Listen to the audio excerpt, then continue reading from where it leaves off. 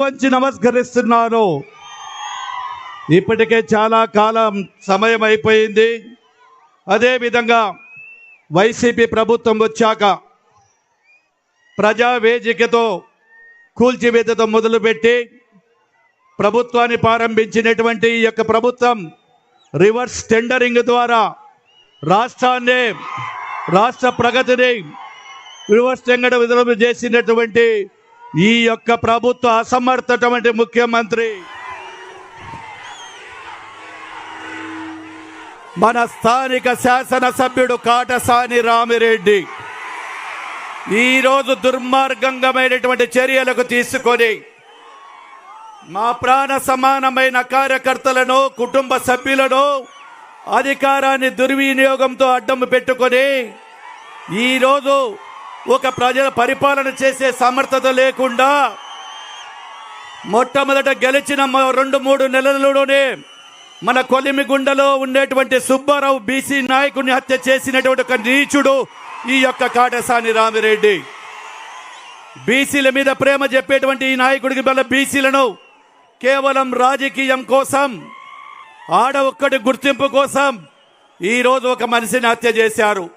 ఇది ఒక్కటే కాదు సార్, ఈరోజు బనగానపల్లెల జనంలో ఎస్సీ కేసులు, ఎస్టీ కేసులు, ఆత్మహత్య అటెంప్ట్ మర్డర్ కేసులు, బైండ్ ఓవర్ కేసులు, రౌడీ షీటర్లు వందలాదిగా తెరిచాడు. ఇన్ని వందల కేసులు పెట్టినా మా యొక్క తెలుగుదేశం కార్యకర్తలు కానీ కంటి రెప్ప కూడా బదరదు. రామిరెడ్డి సవాల్ అక్కడే ఉన్నావు, చూసుకో. నువ్వు ఒక్కసారి డ్రోన్ చూసుకో, ఏముందో జనం ఎట్లా ఉన్నారు.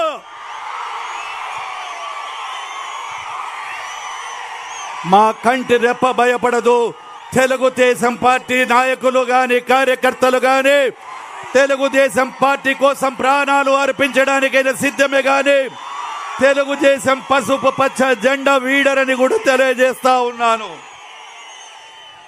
అదేవిధంగా ఈయన చేసినటువంటి అవినీతి రవ్వలకొండను తవ్వేశాడు. అదేవిధంగా అక్రమ లేఅవుట్లు చేశాడు. అదేవిధంగా ఆయన కొడుకు ఛాలెంజ్ చేసి చెప్తా ఉన్నారు, రెవెన్యూ రికార్డ్స్ మార్చి ఇక్కడ వంటి స్టాంపులు కూడా చేస్తా ఉన్నాడు, భూదందాలు ఇవన్నీ కూడా చేస్తా ఉన్నాడు. అదేవిధంగా ఏదైతే మీ దయతో మీకు ఇచ్చారో ఈ యొక్క దద్దనాల ప్రాజెక్టుకు నీళ్లు రాకుండా 9 నెలలు నీళ్లు పడిన పడమటి పల్లెలకు నీళ్లు లేకుండా చేసినటువంటి ప్రబుద్ధుడు ఈ యొక్క అసమర్థుడు ఈ యొక్క కాటసాని రామిరెడ్డి. అదేవిధంగా చాలామంది బనగానపల్లె ప్రజలు కూడా ఇక్కడే ఉన్నారు సార్. గతంలో కూడా అసెంబ్లీలో చెప్పారు, ఇంటి పట్టాలను గురించి కూడా చెప్పడం జరిగింది. ఈ ఇంటి పట్టాల విషయంలో బనగానపల్లె ప్రజలకు గతంలో కూడా దొంగ పట్టాలు ఇచ్చాడు. ఆ దొంగ పట్టాలు ఇచ్చి అదేవిధంగా కూడా అక్కడ కూడా లేకుండా చేసి ఇప్పుడు ఏదైతే నివాస యోగ్యం కాదో అటువంటి పట్టాలన్నీ కూడా ఇచ్చి ప్రజలను మోసం చేస్తే కోర్టుకు వైపు వెళితే అసెంబ్లీ సాక్షిగా మీ ముందర కూడా మాట్లాడడం జరిగింది. అదేవిధంగా ఈరోజు ఆర్భాటంగా ఇక్కడ ప్రారంభించినటువంటి హాస్పిటల్, ఈ హాస్పిటల్లో ఎన్ని వసతులు ఉన్నాయో చేయండి. నాభిక వసతులు చేస్తే కూడా అక్కడ మిషనరీ లేదు, మిషన్లు లేవు, ఆర్భాటంగా కూడా చేయడం జరిగింది. అదేవిధంగా గత ప్రభుత్వంలో ఇచ్చినటువంటి శాదీఖానాలు కానీ ఆ శాదీఖానాలను కూడా మధ్యలోనే ఆపేయడం జరిగింది. ఇప్పుడు మళ్ళీ కొత్తగా కమ్యూనిటీ హాల్ అని చెప్పి ప్రజలను మోసం చేసి మైనార్టీ సోదరులందరినీ కూడా చేస్తూ ఉన్నాడు. అదేవిధంగా తమరు ఇచ్చినటువంటి అవుట్డోర్ స్టేడియంలో కూడా దాని మధ్యలోనే ఆపేసి నిలిపేసినటువంటి అసమర్థుడు ఈయన. అదేవిధంగా రైతు గిడ్డంగులు కానీ